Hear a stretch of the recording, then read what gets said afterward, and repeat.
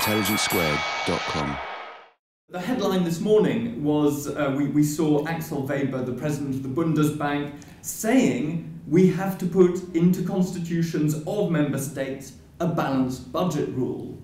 Now, is this an appalling overstepping of the mark of sovereignty? Is it a good idea? What's your reaction? Well, Germany sees this crisis that's been going on for the last 2 years in the euro, I think, as an opportunity to do two things that arguably Germany has been aiming for a long time. One is to move forward the process of creating an economic government in Europe, a more federalized Europe with much more harmonization and coordination of economic policies of all kinds.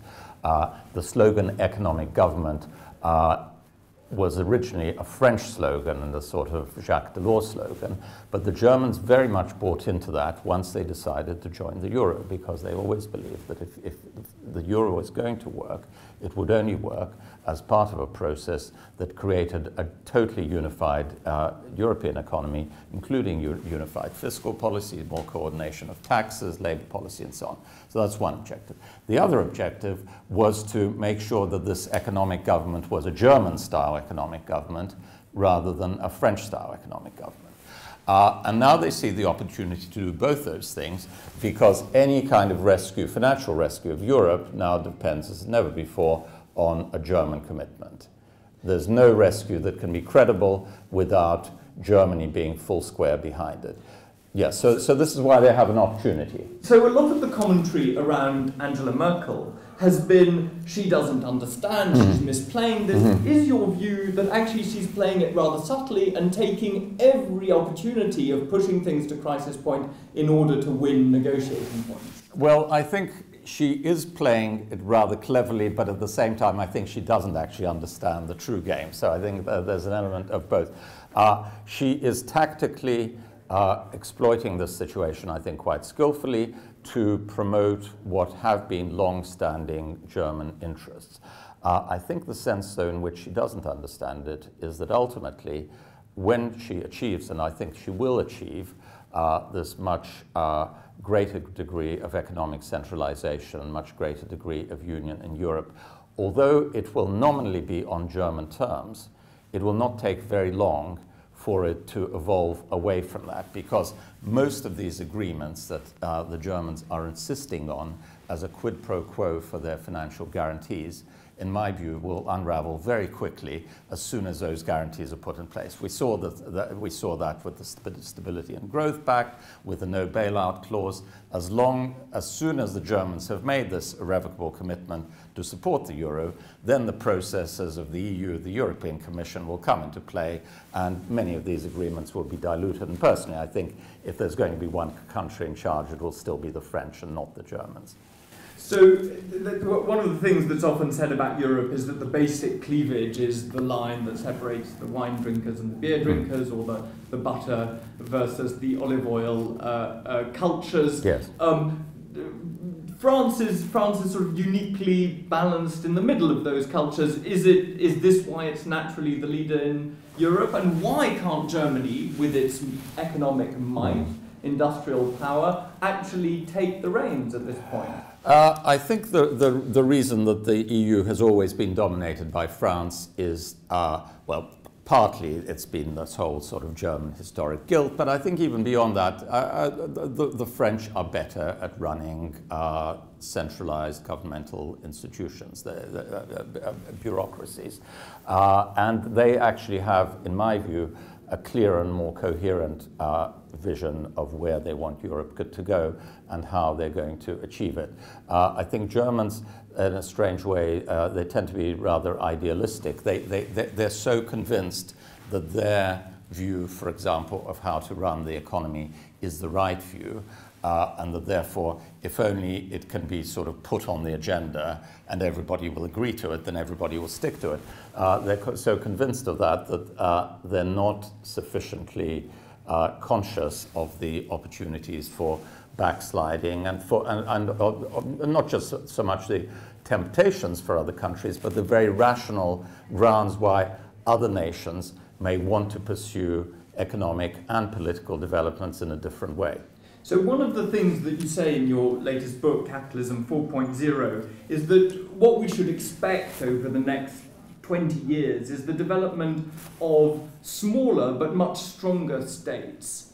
Is this European development something that goes in that direction, or does it go in the opposite direction? Is this good for Europe? Well, what I believe is that governments are going to become bigger and smaller at the same time. Not necessarily, and I'm not talking about geographically, I'm talking about their responsibilities. They're going to have to take on a lot of economic and financial responsibilities they haven't had in the past. At the same time, they're going to have less money with which to exercise these duties. One way or another, I think what's going on in Europe is part of that development, because Europe is, well, at least the core of Europe, the Eurozone, I think now is moving towards an economic federation. Within 40 or 50 years, I think it will be almost indistinguishable from a federal nation state with a united budget, a more or less uniform tax system, more or less uniform systems of pension provision, social safety nets, and so on. So I think Europe is going in the direction of sort of reinventing this relationship between government and the economy. I don't think it's going to happen on German terms. I don't think it's going to happen on any one nation's terms. I think it's more likely to happen, though, on the terms of the French or of the southern European nations, because they have a more flexible view of how things need to be done, and are more willing actually to compromise, I think, than the Germans, as we can see. And this unwillingness to compromise, it allows you to win tactical battles in the short term, but I think they will tend to lose the war. And finally, should Britain regret that it's not going to be part of this development in all likelihood? Well, I think the events of the last couple of years have shown why it was a good idea for Britain to stay out of the euro for economic and financial reasons. I think, though, they also underline the political nature of that decision of whether to join the euro or not. Joining the euro only makes sense for a country that is willing to ultimately to go the full way towards an economic and political union. If Britain were willing to do that, if the British population wanted to do that, then probably joining the euro would have been the right thing to do, and maybe it will even be the right thing to do in the future. Given, though, that I think that is very unlikely, Britain will now have to recognize that being in the EU and not being in the Eurozone is a very, very different status from being a full member of the EU. So I think the EU is going to evolve over the next couple of decades into a much more sort of complex entity with different levels of membership. There'll be a core based on the Eurozone. There'll be countries like Britain, Sweden, on the sort of rich periphery of the Eurozone. There'll be countries like Turkey, perhaps, who knows, even Egypt if it becomes a democracy, on the poor periphery of the Eurozone. There'll be Russia and Ukraine, these gigantic nations which are too big to absorb, but also too big to ignore. So I think the EU is going to evolve into something very, very different. The Eurozone will be the core of it, and that's where the sort of federalist project that began in 1956 is ultimately going to be realized. Anatole Kaletsky, thank you very much. I recommend to all our listeners to buy and read Capitalism 4.0, which provides sort of panoramic view of what we should be expecting, and also to check intelligencesquared.com/events for our next event and debate on Europe. Anatole, thank you very much. Thank you.